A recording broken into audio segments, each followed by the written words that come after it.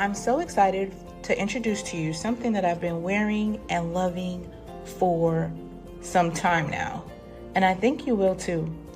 For me, when I braid or teach or go throughout my day, style and comfort are a tie for my number one priority. And that's why I love Clove shoes. I mean, you can't spell clove without love. That's Clove. And they started making sneakers for the healthcare workers like nurses who need good support for long shifts on their feet. Same as in beauty and with creators, right? You're on your feet on the go all the time. And that's what these shoes are for.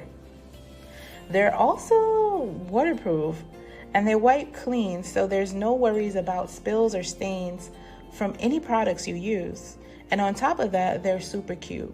And there's so many colors for you to choose from, so it'll go with any look you have.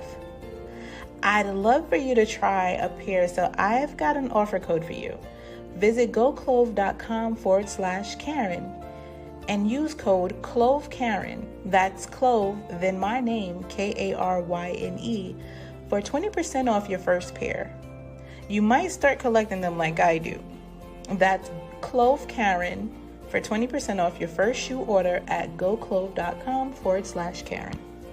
Welcome to the Art of Braids. I am your host, Karyne Tenard, and today's topic is about curated confidence, building beauty brands for the next generation. And today's guest is all the way on the other side. It's international, but I wanted to invite and have a conversation with this amazing guest, Jamelia Donaldson of Treasure Tress. It's a curated subscription box, but I'm gonna let her tell and describe what it is she does. So this time I wanted to say thank you again, Jamelia, for coming on. You so much for having me. You're welcome, of course. And I'm gonna give this time for you to just introduce yourself to our listeners and just share about your company and where you are right now in the world. Sure. So I am I'm not in London actually. I'm just outside of London, in the UK, where I was born and raised. But as I was just sharing with you, I did spend a lot of time in my childhood and teens and early 20s in the US. So when I was in elementary school, I spent a year in Atlanta, and then I came back to the UK for a while, and then I spent a year in New York as a student, came back to London again, and then went back to New York again with my graduate role because I used to work in finance, stayed out there for a year and then came back to the UK. And then that's when I launched Treasure Tress and quit my job to run it full time. And then as far as what Treasure Tress is, it's a monthly product discovery service for curly hair products. So every month we pride ourselves in helping our subscribers discover new brands or new products from legacy and existing brands. And beyond that, we really pride ourselves in being a community and a really grassroots community. So since inception, we've done all kind of events from mummy and me afternoon teas to laundry mat themed pop-up shops to salon sessions, which is our latest iteration of events. And this year, we're really, really excited to create the first of its kind, which is a cultural moment around Christmas for the Black consumer, the mixed race consumer in the UK, called Curly Christmas, which we're really excited to bring to life. I love it. I love all of that. Oh, that is amazing. So Christmas is like you're already ready for that. Like My mind is fully in December at this point. Every conversation I have is about December. Oh, that's perfect. Listen, I get it. And so thank you so much for sharing your background, your a little bit about what you're planning on doing for this year and for curly girls everywhere. And so we can just start diving into the conversation. And so with Treasure Trust, has been a staple in the texture space, especially in overseas and in the UK. Mhm. What is your vision behind creating a subscription box specifically for young Black and multicultural women, just in depth? With? Yeah, so there were a few things. Growing up in the UK, there was a very, and there still is, a very specific image of beauty that is projected on TV, magazines, on the sides of buses, everywhere. There was this image of beauty that just wasn't attainable for Black girls anywhere. And it's actually not until I started spending more time in the US that I realized that, oh, wow, I'm actually not included in society's view or discussions or representations of beauty. And that was probably my first lesson. My second lesson was when I was getting my hair done and I was going really frequently to my hairdresser, but it's like my hair just would not grow beyond a certain length. And so I remember going home and Googling, why doesn't black hair grow? And when I Googled that question, I was inundated with links to American blogs of Black American women with really long, healthy, full hair, natural hair. And I was like, oh, this is so interesting. I've never seen this. I didn't know the importance of conditioner. I didn't know the importance of deep conditioner. I was literally shampooing my hair, blow drying it, and straightening it every week. And I thought I was doing a good job because my hair was dead straight, but my hair was, I mean, hair's dead anyway, but my hair was beyond dead, being that it was that straight. And I thought, I can't be the only person that wants to know, as a Black woman, how to take better care of my hair. And so I put down the straighteners. Thankfully, my mum never let me relax my hair. Otherwise, I probably would have never given that up. And so I started to embrace my natural hair texture. And at first, my friends were like, what the hell are you doing? Your hair looks crazy. But then over time, they saw that my hair was getting fuller, it was growing in length, and it actually was looking really healthy. And so before long, they were asking me like, what products are you using? Okay, when I put in this conditioner, long do I leave it for? Okay, what do I do next?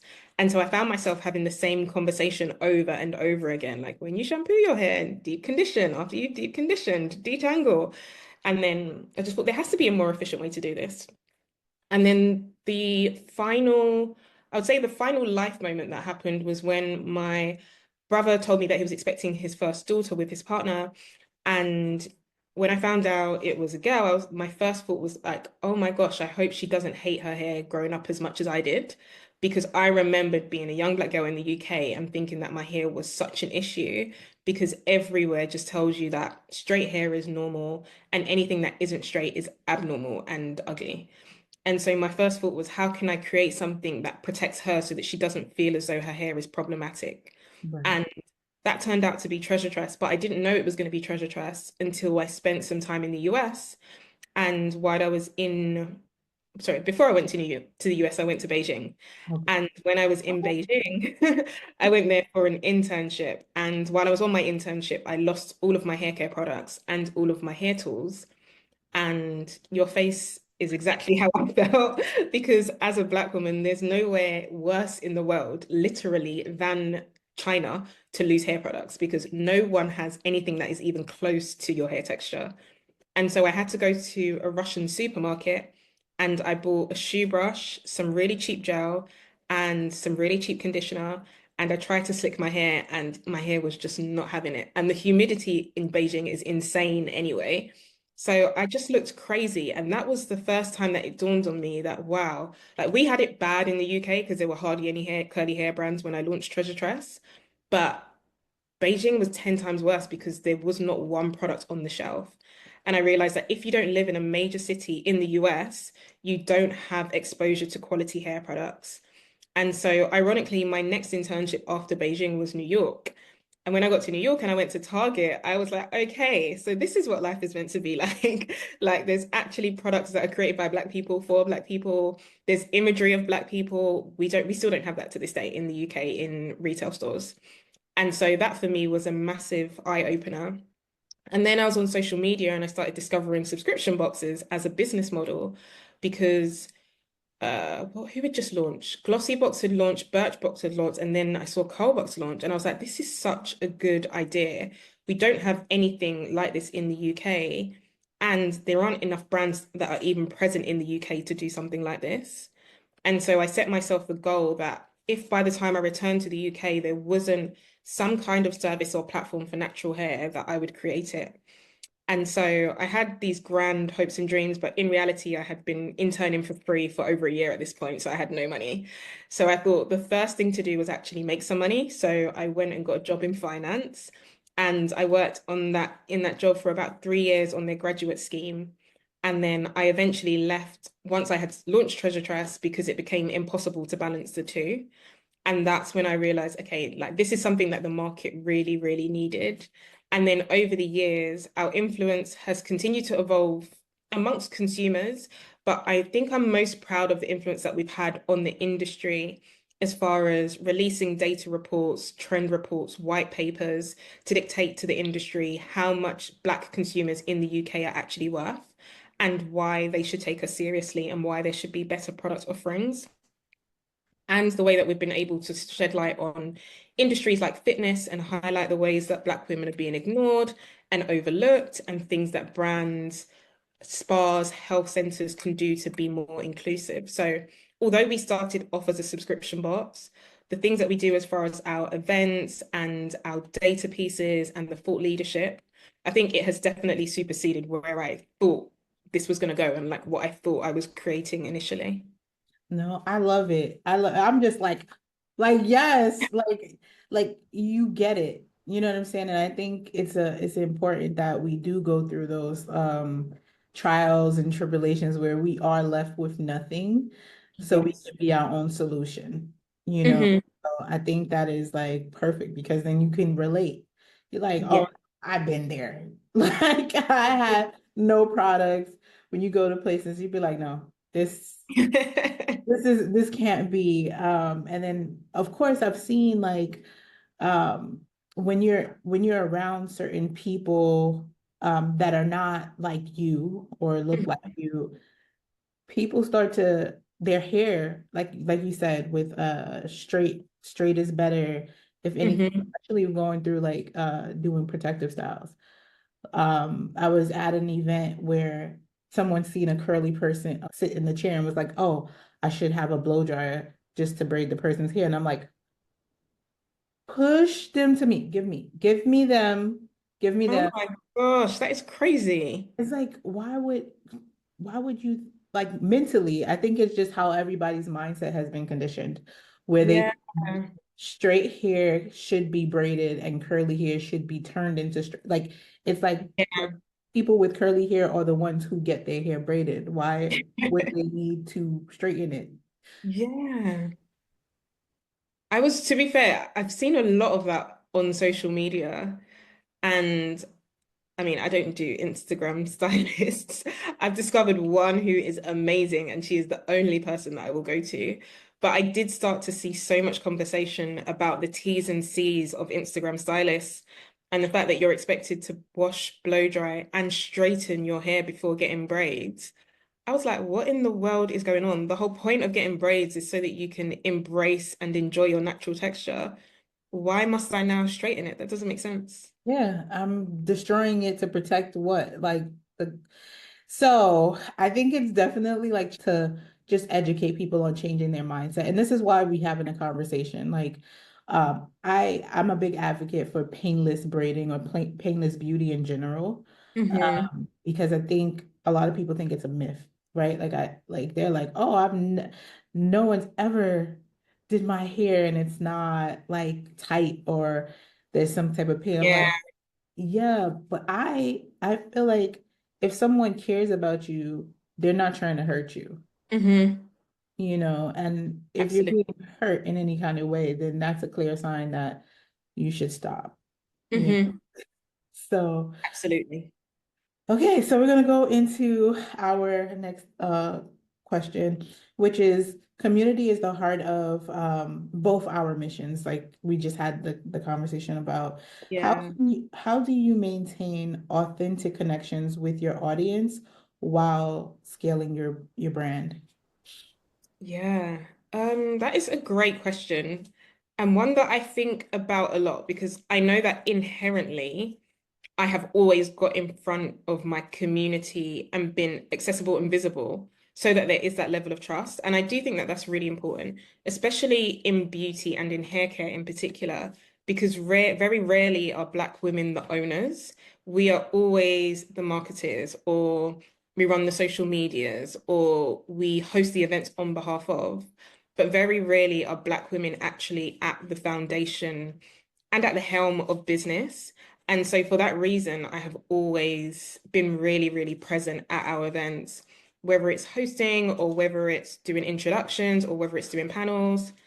I do realize that that's not at all scalable, which is why I said that's an interesting question. But I am really proud of the team that I've built, and I'm really confident that there are instances, there have been, and there will continue to be instances where I can't make it, but my team are there and they represent me and the brand really, really well. And so I think transparency is absolutely paramount to community. Transparency fosters trust. Trust fosters communication, and communication is the bedrock of community. And so I know that it's really important to be able to speak the same language as the people that you're relating to, have shared experiences, and also I think there's a responsibility to also protect your community once you build it.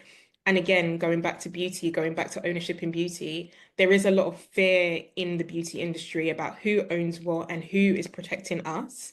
And I think that that is a massive responsibility that comes with the territory. And as someone that operates in that space, I know how important it is to be the voice of, to be the representative of, but also in a lot of respects to be the gatekeeper of, because I feel a really important responsibility to protect Black women, to speak up for them, and to highlight the things that we're going through, and maybe articulate them and package them in ways that speak to big business so that it can become a priority for them as well. But ultimately, I think when it comes to scale, I think it's about creating the right foundations, the right teams, the right processes. But I don't think that it's possible to do that without first being directly connected yourself and gaining a really good understanding of who your community is and what you represent for them so that you're able to do that successfully. Oh, I love that. I love it because it is true. When you're trying to scale, it's hard to be like, I gotta be in the business, I gotta work on the business. Like, Mhm. and people who grow attached to you, like they're like, oh no, where's she at? Like, oh, she's like, listen, when it comes to business, I have to allow other Take care of people. business. Yeah, like I have to have other people Yes. come and represent me in the way. And I think a great leader does do that, where they can Mhm. empower others to represent them in that light. But you do have to like roll up your sleeves and start Yeah. at the ground and be like, okay, who am I helping? Why am Yeah. I helping them? And build that level of trust, like you said, trust and transparency Absolutely.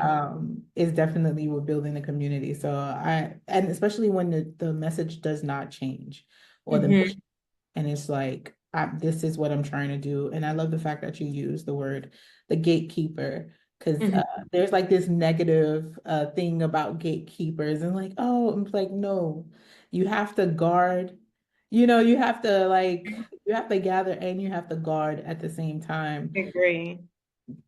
And so I love how you use that in a positive light. Like when it comes to my community, I want to make sure that they're protected. And when we're Hmm. talking about hair, we're talking about protective styles and Absolutely. so all right. So as someone who's worked internationally and across beauty ecosystems, what do you believe is the future of beauty entrepreneurship for the next generation? Mm. The future of beauty entrepreneurship for the next generation. I think it's so exciting. And I don't think there has been a more exciting time in Black beauty than there is today. I foresee, I think social media has completely transformed the landscape. And I always say that the internet is the great equalizer because for so long, like Black people couldn't get loans, still can't. Black people couldn't get funding, still can't.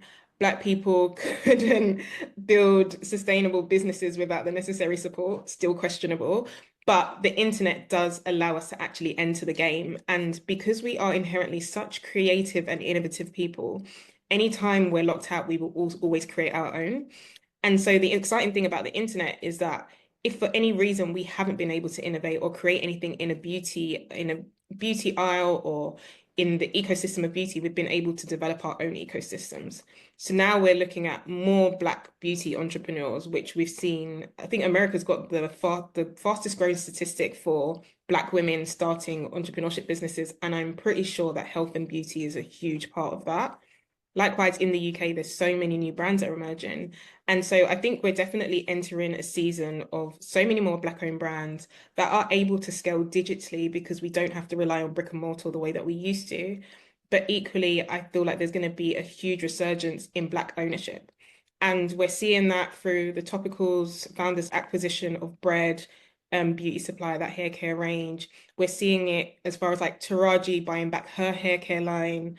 There was someone else that also bought back Carol's daughter, Yes. Lisa, also buying back equity in her own business. There is this massive shift where I think we went through the period where brands were founded and acquired and to a certain extent successful in the new like chapter or the next phase of business. But I think we did start to notice that it doesn't come without a cost. And sometimes that cost is not a cost that the founders or the people that have their names attached to the brand want to bear. And so now I think we're in a new era where the innovators, the creators, the chemists are releasing their own brands, they're supporting each other in their own brands. And so I just foresee there being like this new ecosystem of really elite, well marketed, well branded, well formulated Black owned brands that are Black owned across all of the supply chain. I feel like we will eventually get there. And where we are today, I think that we're pretty much just at the beginning. So there's a lot to come, but I'm really, really confident that from supply to distribution, the game is about to change. Yeah, no, I love that. And I think that is very true. And then also well connected. Like I feel like Yes. that before it was just like you see the celebrities like you mentioned like Taraji P. Henson and taking her stuff back. I think they initially like think it's like, oh, everybody's doing it. Like I should just jump on the bandwagon. And then Mhm. people be like, wait, that was like you had like a brand, like you Yes. beauty. It's a and then it's like, you know what? I could do something with this. Like, Mhm. and then they start to like think about it. Like, there's a connection behind this, like, Yeah. and a story. Like, what is it? Rihanna has like the Fenty Yeah. hair, and Beyonce has a Sacred. So it's just kind of like, how can we tap into this industry and have a not only just having products, but just that connection with Hmm. the community. Like Yeah. hair is everything. It- Hair, beauty, like that's the first thing people see is like my crown. yeah. So I love how you worded that. And then okay, so for aspiring beauty founders tuning in, especially those in braiding, styling, or creating their own products, Hmm. what's one piece of advice you'd give for curating a brand that stands out but also serves? Oh, that's a great question. Um, I feel like I would want to speak to the braiders specifically. We've been working with a lot of braiders through our new event series called Salon Sessions, which is essentially a panel talk, but only a third of the event is a panel. The other two-thirds is the audience and the panel doing Q&A. So women in the audience are really vocal about the things that they're going through with their hair. And the thing that I've noticed about the braiders who are able to gain great traction from the event, are able to get great content from the event and get new customers from the event, are the ones who are really well educated and really, really care about their customers. So these are the braiders who are saying, sorry, sis, you can't have them braids. Your hair's not strong enough. Let's focus on deep conditioning for the next 2 weeks. Next month, let's get a trim and then come back to me. It's the colorist that's saying, I'm sorry, I can't color your hair. You need to go and repair it. Let's do a big chop and then come back to me when you're ready to start again. It's those who have a lot of integrity, but that integrity is backed by education and they're able to scale that through digital content. So if they're able to do like behind the scenes videos, if they're able to do Q&As with their audience, if they're able to capture hair experiences and hair transformations, but educate along the way, I think that that is the biggest hack. And I see curly hair specialists do it all of the time, but I haven't yet stumbled across a braiders page that does those hair transformations, but also educates while they do it. Oh, that is yes, and I love the fact that you was like I speak to the braiders. Yes, because I think the problem that we have also like in the US is that a lot of the braiders they're not licensed, right? Like Mhm. a lot of them are not licensed. Um, and they just say, I know a skill, I know how to braid. They, Yeah. and they're literally pulling people hair out they're using lots of gel, which is Hmm. not necessary, or blow drying it. And it's just like, you should be able to braid any type of hair, and you should be able to understand when you're hurting someone as far as Yeah, like that pulling and tugging, especially with like traction alopecia, like they'll still braid a person's hair knowing that the process of them doing it has made that real, like, made that the yeah, reality for them. And it's yeah, like, when do we say no? Like, like it's like, oh, the grip game. I'm like, no, like you can say no, let's refer you to a dermatologist, like someone who yeah, help you, because we understand that hair is important to you because you're still here, like trying to get your hair done. yeah. But it's like, how do we kind of like tap into that um mental health, Hmm. spiritually or inside, just kind of like, hey, would how do we step into that person's shoes and say, like, what would somebody want to tell me? Yeah. Like I had to move away. That's why I solely do like braids, because I had to move away from like relaxing people hair, and they'll Mm. just continue putting in like the one part, and I'm like, you're over processing your hair, like, and I'm just like, oh my God, I can't do this. Like I can't do this no more. I'm going to transition people from relaxer to back to their natural hair. And Yeah. I loved how people felt, when they'd be Mm. like, oh my God, this is how my curls look. I'm like, yeah, give it some time for it to kind of like show Yeah. up for you. But I love that. But I think that is the biggest thing, is to kind of dismantle what braiders are doing now and how people think, because they literally accept anything at this point, where they're like, Yeah. yeah, it should hurt, or like what I think doesn't matter. Like the braider's gonna do whatever they're gonna do. And that's, I think, again, why we're here and having this Yeah. conversation, because it needs to be talked about. Um, Absolutely. I saw a really interesting video in Japan. No, it was this black girl in Japan who was getting her hair braided in Japan by a Japanese braider. And what I found really interesting was that in the comments, she said that the braider charged per braid. And then someone else in the comments said that that's how a lot of braiders outside of the UK and US and Africa, I'm assuming, outside of UK, US, and Africa charge their clients. And I thought that is so, so interesting. I wondered if it works out more or less when you break down the price. But equally, I thought it was just really intriguing that there's this whole community that is a part of or benefiting from our culture completely outside of our culture. right. A braid, like how much are they starting? Like what is one That's braid I don't cost? that's what I would like to know that I don't know yet. But she said she's charging per braid. I was like, okay, I think I interesting. should move.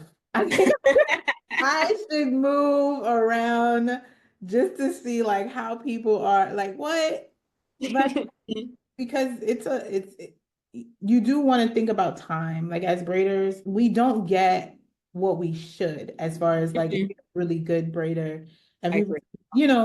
you stand Mhm. on your feet for 8 to 10 to 15 hours uh Yeah. doing a head, and people be like, oh, I'm just gonna give you $175. Like,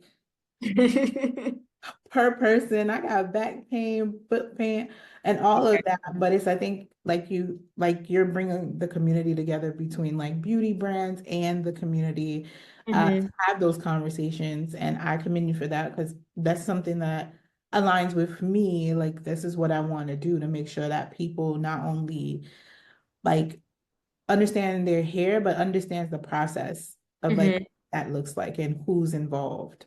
Yeah, for sure. So important. Okay, so now that we got all those questions out the way, these last three questions is just for people to get to know you a little bit better. So I'm gonna go right into it. And so, what is one thing that people are really surprised to learn about you?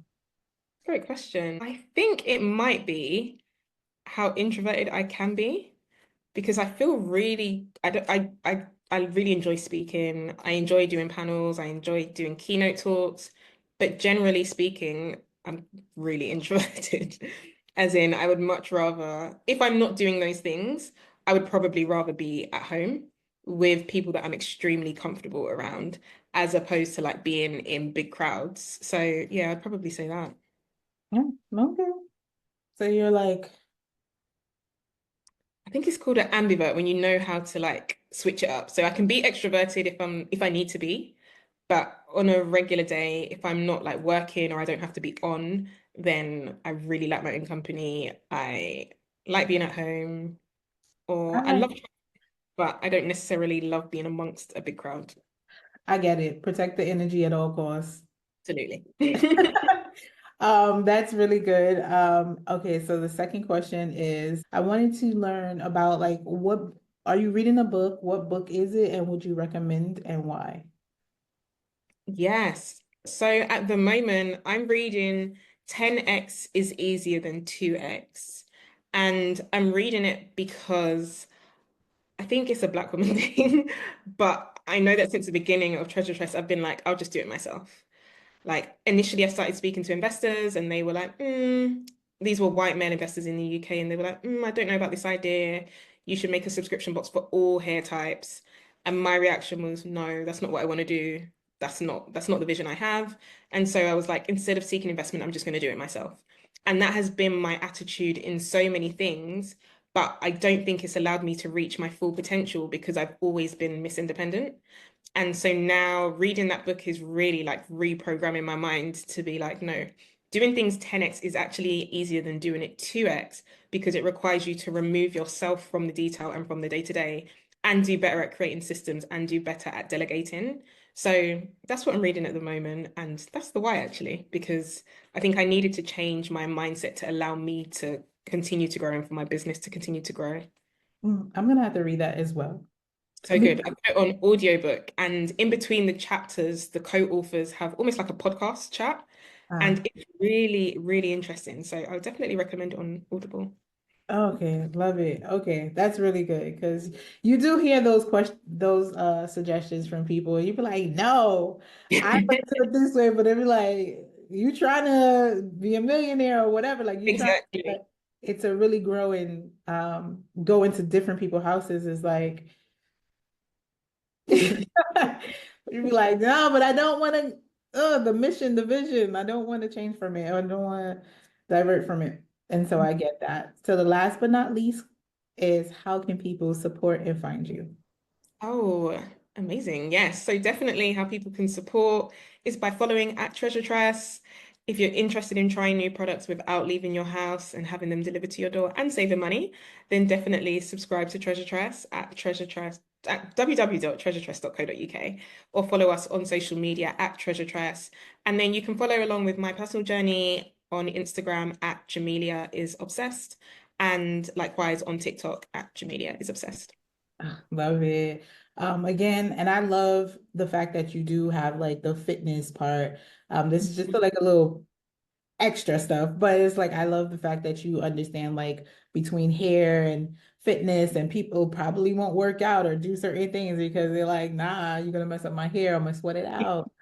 And what kind of products help hydrate your hair during those times. And Yeah. so I really commend that, and I appreciate your subscription box and you taking a stand and doing it yourself without waiting for anybody else. Yeah, I really appreciate that. Thank you. And thank you so much for having me. This has been such a good conversation. Yes, we need more of this. We need more of those conversations. Again, this is Karyne of The Art of Braids. You are sitting with Jamelia Donaldson of Treasure Tress. Thank you so much for listening. Thank you, Karen. Have a good one. Bye. Yeah, bye.